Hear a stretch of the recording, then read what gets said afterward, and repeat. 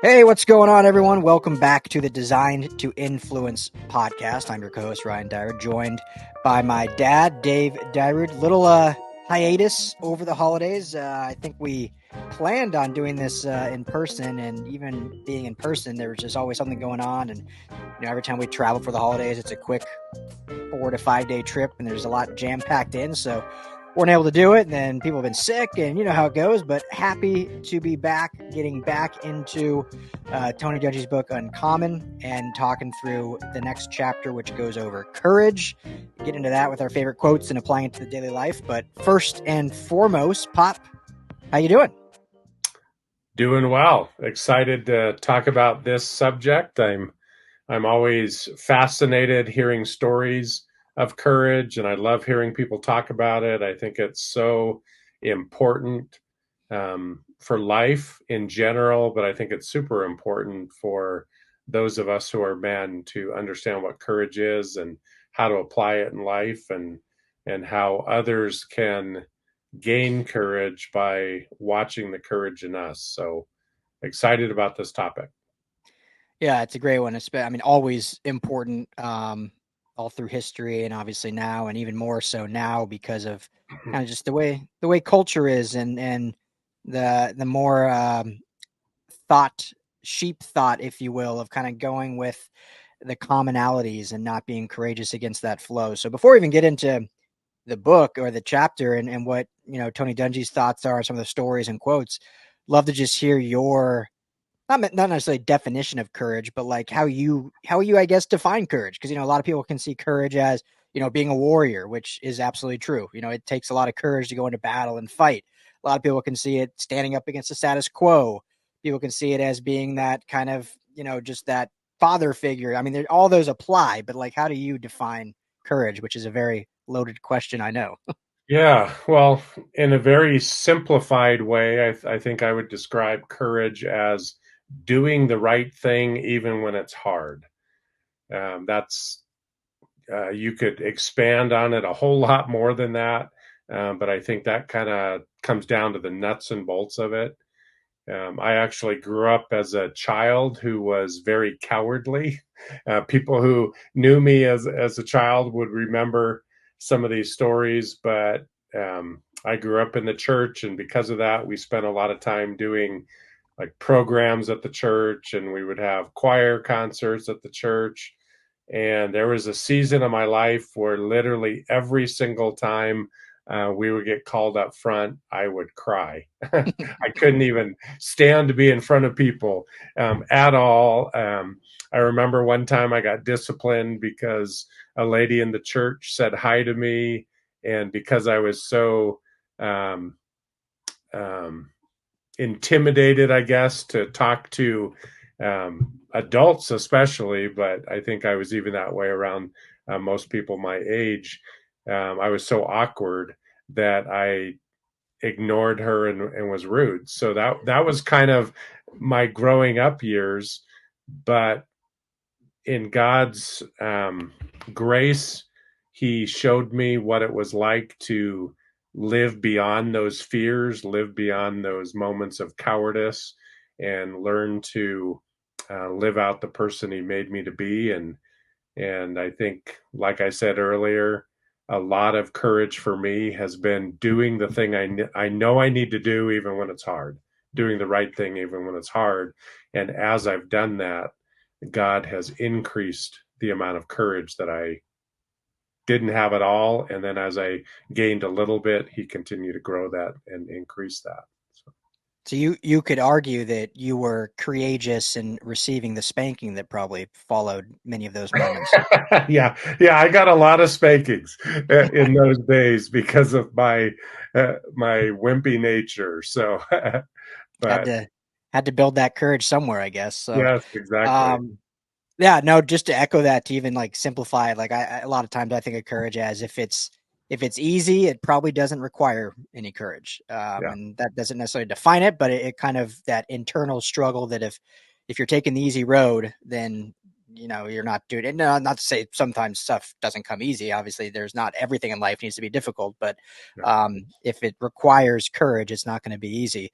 Let me ask you this too. before we get into it, do you see, because there's a correlation, but sometimes a difference between courage and fearlessness? And I know the chapter doesn't necessarily talk about fearlessness, but it just kind of came to me while you were talking through that. And fearlessness to me can, and I think they can both like correlate very well. But there's also, I think, fearlessness can kind of be more chaotic or not necessarily within the confines of courage. It's more of just throwing caution to the wind, whereas courage maybe is different. Do you see a correlation, or how do you maybe see the difference between fearlessness and courage? I think that's a great question, and I hadn't thought about that leading into this podcast. But as you were asking it, I do think there is some crossover. We need a level of fearlessness oftentimes when we're going to live into courage. But as you kind of alluded to, I think fearlessness can also lack or not have anything to do with courage. And what I would mean by that is people who live in the realm of extreme sports. They're skiing down cliffs or um, parachuting or whatever it is.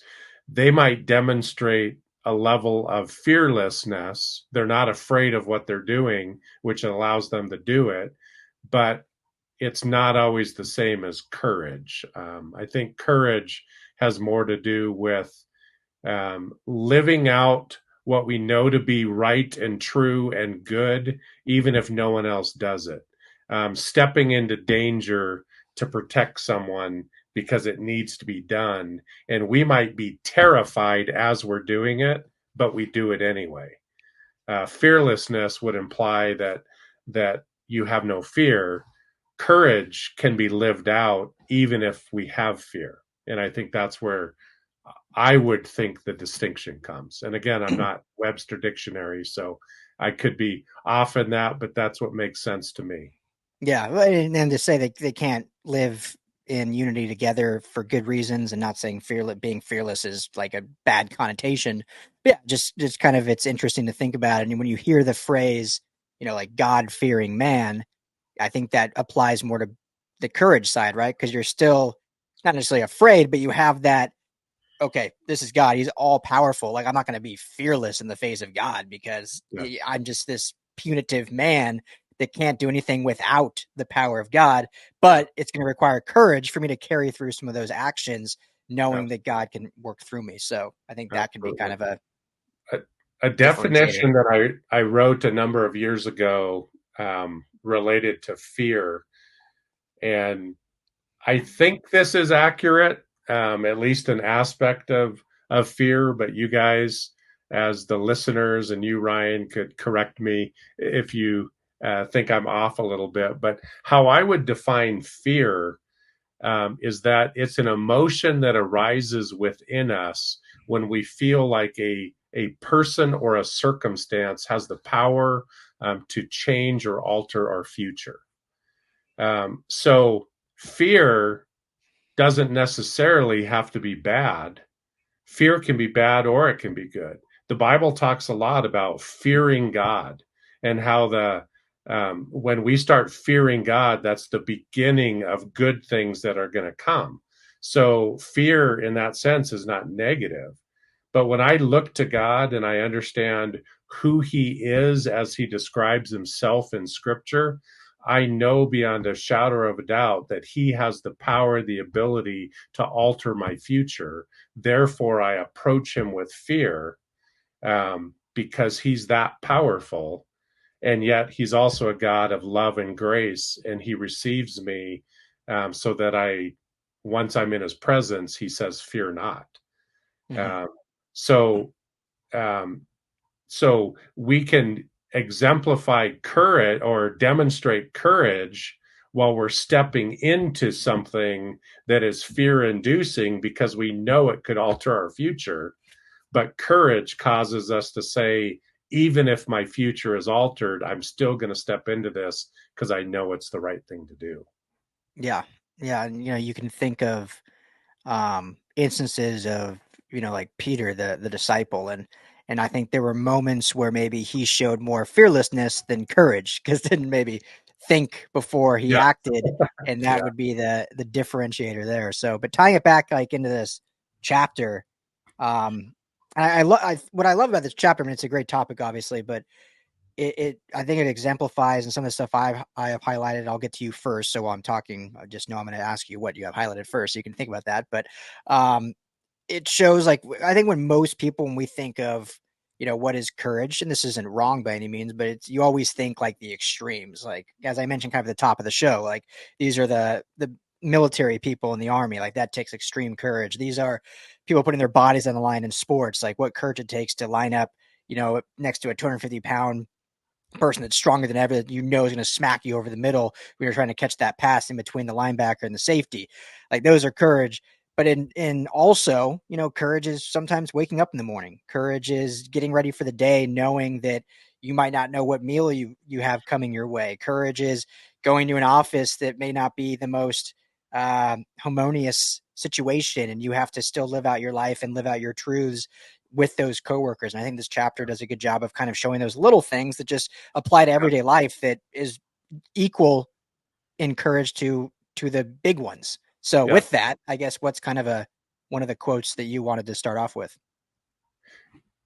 I think. Or you can just talk about that, what I just said, whatever you Oh prefer. no, I actually am going to piggyback on what you said by reading a quote, and it's the second half of a paragraph, so it's kind of in the midst of a quote. But Tony Dungy is talking about Lynn Swan, and I'll share the piece about Lynn after I read the quote. But he says, "But more often than not, courage is the day-to-day moments of reaching down inside yourself to find the courage to stand alone that can be the toughest." And I think that's a really good distinction. And I think it um, um, agrees with what you were saying just a minute or two ago. It's not always the big things that take courage. Sometimes it's just being able to stand alone when no one else um, is going to do that thing which you were doing. And one of the examples he uses is back in the 70s when he was playing for the Steelers. One of his teammates was Lynn Swan. And Lynn Swan is remembered, for those of you who are football history buffs, he was one of the all-time great receivers. And he could do jumps and acrobatic moves that not a lot of people in his day could. And a lot of the skill that he gained to do those things came from taking ballet. And I remember back when he was still playing, um, he got ridiculed at times for taking ballet. And yet he had the courage to say, "This helps me be a better receiver. I don't care what anyone says. I'm going to do it. I'm going to stand alone and do it." And because it paid such dividends in his life, other receivers started taking ballet. So, Yeah, and I think even like defensive linemen started doing it as well. yeah, The big body guys in the trenches. Um, what I want to share is more of I'm gonna read it because I think it's worth reading, but it's almost like a whole page. But it's in relation to Dan Rooney, owner of the Steelers, and the Rooney yeah, family still owns the Steelers, and one of the great sports owners in probably not just American history, but world sports in yeah, general. The longevity that the family has had, the success they've had, the little amount of coaching hires they've made because they always hire the right people to run yeah, their organization. And so the precursor to this is in 1967, there was a reporter that wrote a really scathing article, and this relates in a number of ways to me, which I'll share after, but wrote a real scathing article. And instead of either banishing the reporter from covering the team or responding negatively or whatever, he invited the reporter to lunch. And so it carries on. During lunch, Dan picked Bill was the name of the reporter, Bill Nunn, Bill's brain about what he thought would improve the Steelers' approach to personnel. Bill had played basketball at West Virginia State with Chuck Cooper, the first African American to be drafted by a National Basketball Association team, and Earl Lloyd, the first African American to play in the NBA. He told Dan that the Steelers were overlooking players at the small schools, especially historically black colleges. So Dan hired him as a scout that year, In 1969, when Chuck Noll arrived, the Steelers really began to actively mine this talent base. Coach Noll's first Steeler draft pick was Joe Green of North Texas State, chosen over Terry Hanratty, a quarterback out of Notre Dame, whom Chuck Noll was getting a lot of pressure to select. The Steelers ended up getting Hanratty in the second round. In 1970, then added Terry Bradshaw from Louisiana Tech, Ron Shanklin from North Texas State, and Mel Blount from Southern University with their first three picks. And over the years that followed, they took Steve Davis from Delaware State, Dwight White from East Texas State, and John Stallworth from Alabama A&M, and carried on from there. So not only, responded positively to negative criticism by hearing the person out and then hiring them as a scout, but then taking their advice. And at the time, I mean, this is back in late 1960s, going against the grain of what was done before, what the league pushed, what the fans wanted, and drafted players into their community, into their organization that not only were the best players, but was just, changing the guard of how the sport and the nation in that matter would shift. And so kind of that's a story that I don't think a lot of people know about the Rooney family and the Steelers and really changing the guard of, what we know as the National Football League today. So huge amount of courage to not only respond the way he did, but then actively change the culture of his organization to reflect what he was doing. So putting his actions behind his words. Absolutely. And I had that quote marked as well, and really love that story. And part of what I appreciate about it is I don't always do what Dan Rooney did. But when he received harsh criticism, it wasn't just criticism, but it describes it as harsh criticism. Human nature wants to react or feel pity for myself or whatever. And rather than doing that, maybe he did for a moment, but what he did is he analyzed his own organization and said, what can I learn from this? And then he stepped into it. And the story you shared is how we responded. And I think that is incredible that Yeah. he was able to do that, because that is not easy by any No, means. no. And especially for the times and yeah, so it's really cool. And obviously it benefited, actually was not only the right thing in terms of character integrity, but the right thing in terms of football acumen, because the Steelers have been a dominant force since the 60s and whatnot. So just a small example, and this is it just because when you go into reporting, what's so interesting, because I'm kind of on the opposite end of that, where I do sometimes fear what I write in our articles, what I say in our podcasts, because you don't know how a coach or a player will respond. And I never worry too much because I think I say things very respectfully and I'm not out just bashing people by any means. But that's in the back of my mind, like, man, am I going to get a negative reaction from the head coach, or am I going to get my access pulled if I say anything? And so, thinking that way, and how the response and the fact that he was able to, get that kind of response, I think is so cool and so different than what today's day and age is. And then on the flip side, and this is a very, very tiny example, but it's funny because it just happened last night. So anyone that's on social media or YouTube, everyone knows that the comments are never positive. Any Yeah. comments you get are Yeah. rarely ever positive. And so got asked a question from one of our shows and gave an answer. And it wasn't an answer that this person particularly liked. So responded fairly negatively and basically said, you know what you're talking about. How do you run this channel and not even know what the team? And then I just responded like, oh no, here's where I got my info. Happy to explain it further, but this is the info I got. And then they responded like, wow, I apologize. That makes sense. Thank you. So it shows like those little, like it's all it takes, because the easy response would have been like, what do you know? Like, I don't need to respond to you. Like, you're just Yeah. commenting on this video.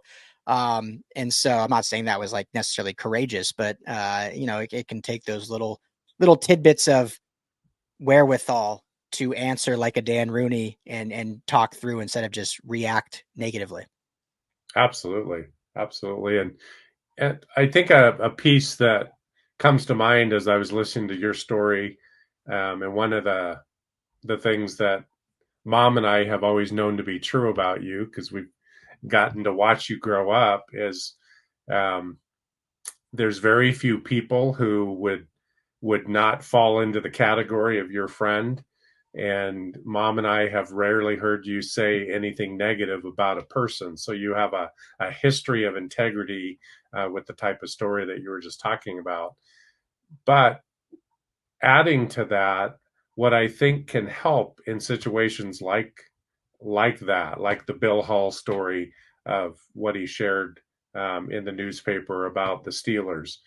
Um, when we talk truth that might be harsh, but if we can speak it in a way where we demonstrate respect and honor towards the person, even if the news is critical, we can still be honorable and we can be respectful. And where I kind of shy away from a lot of what happens in the media in general, including a lot of social media, is people get behind the screen and they feel like they can say anything they want with any tone they want to say it. And people are so dishonoring and disrespectful that then the issue that might have started small ends up escalating into something very big. Yep. But if we could just practice some restraint and say, "Hey, I have an honest disagreement with what you said, but man, I so much respect you as a person, and I've followed you, and I love what you're doing, but I have a little bit of an issue with this comment that you made. Would you mind explaining that further?" That could go a long way um, in negating some of the conflict that we see out there because we're so quick to force our side um, while showing very little, if any, respect or honor towards people who disagree with us. Yeah, well, and it's I don't know if it's human. I mean, it certainly is now, but just to automatically get defensive and like defend Yeah. yourself, and then the other person gets defensive, and it just goes on and on and on. So, not a healthy way to solve anything. And yeah, anyone that's on social media knows that. And I luckily, I have to live in that world, unfortunately, for work.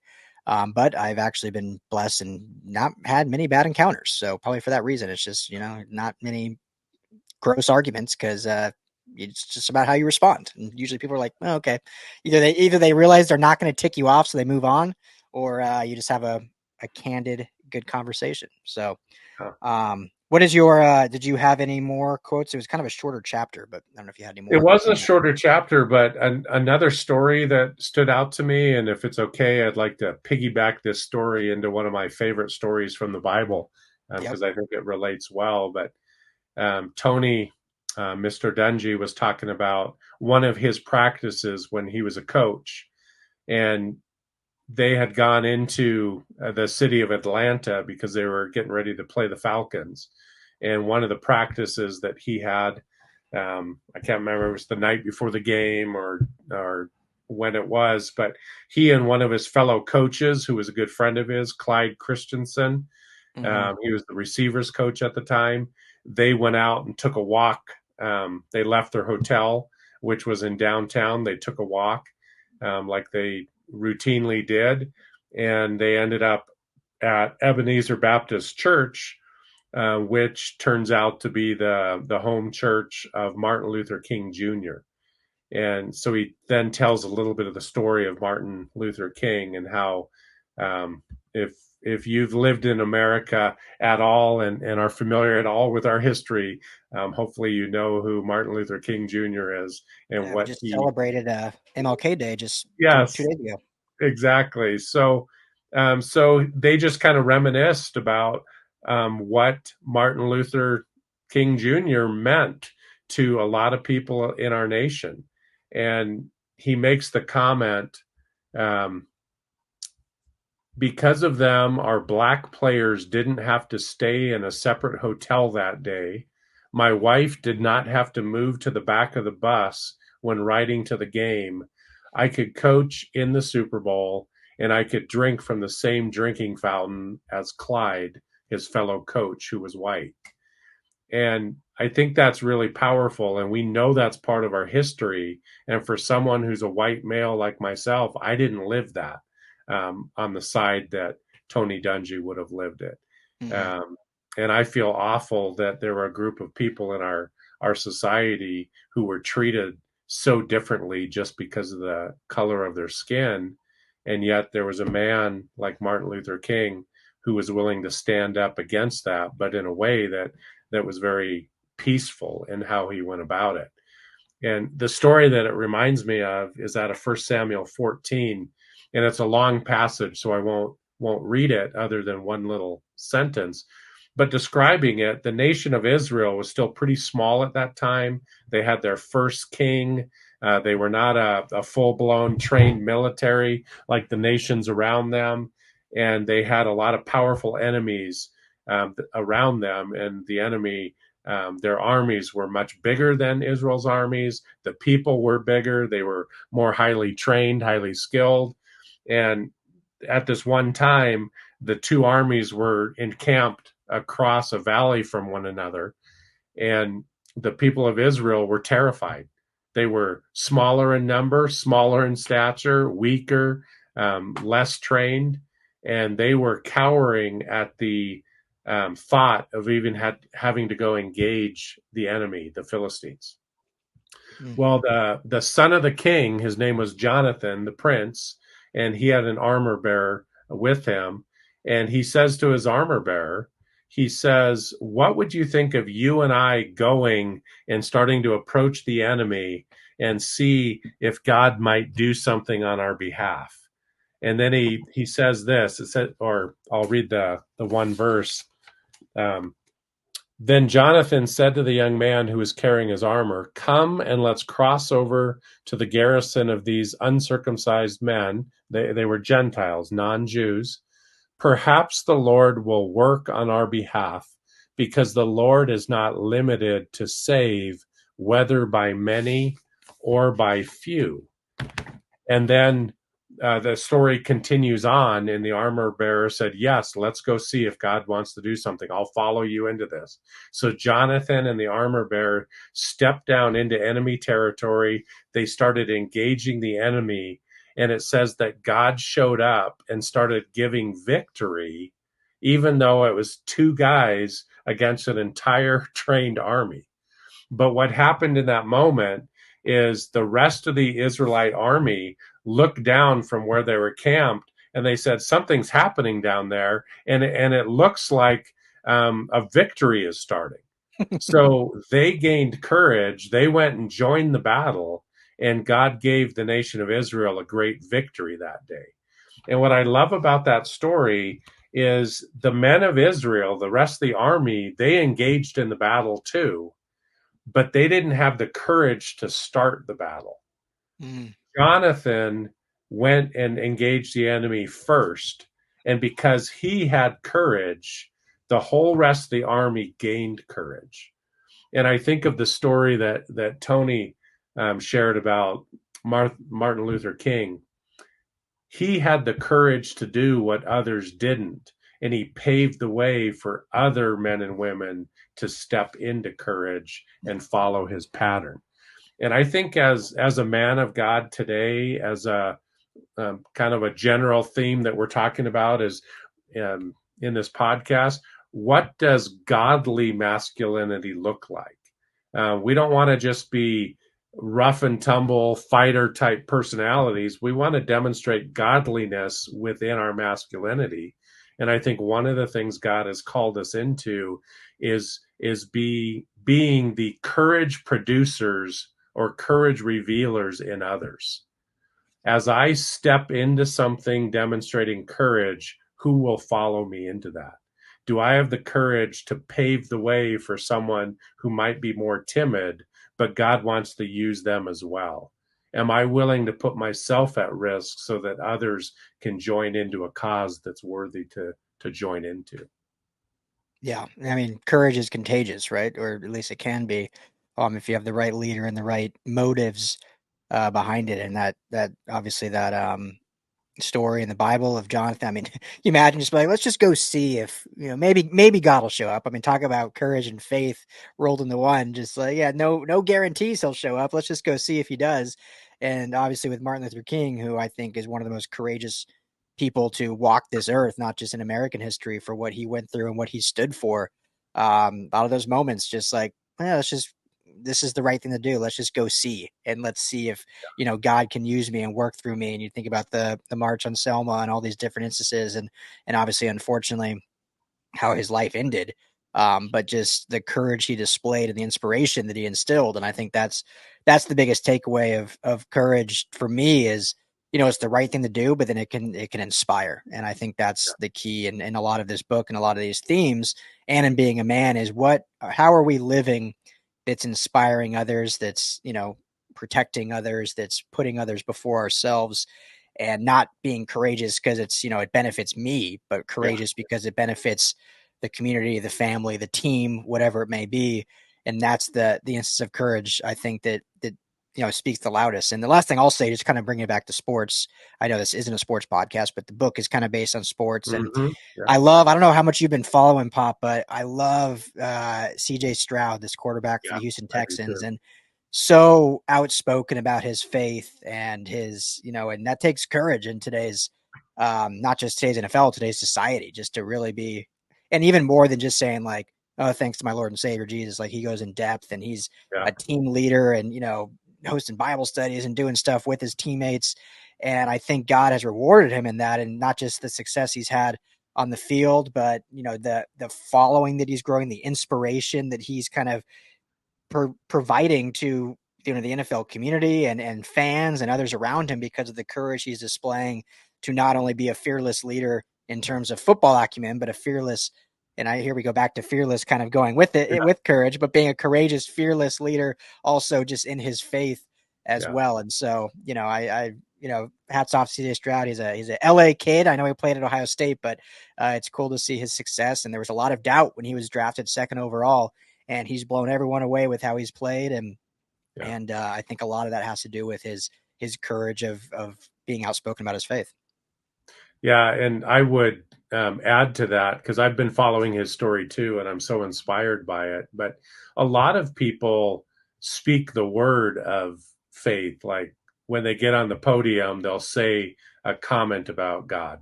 Mm-hmm. And that takes a level of courage, because it's not always looked at very positively when people do that.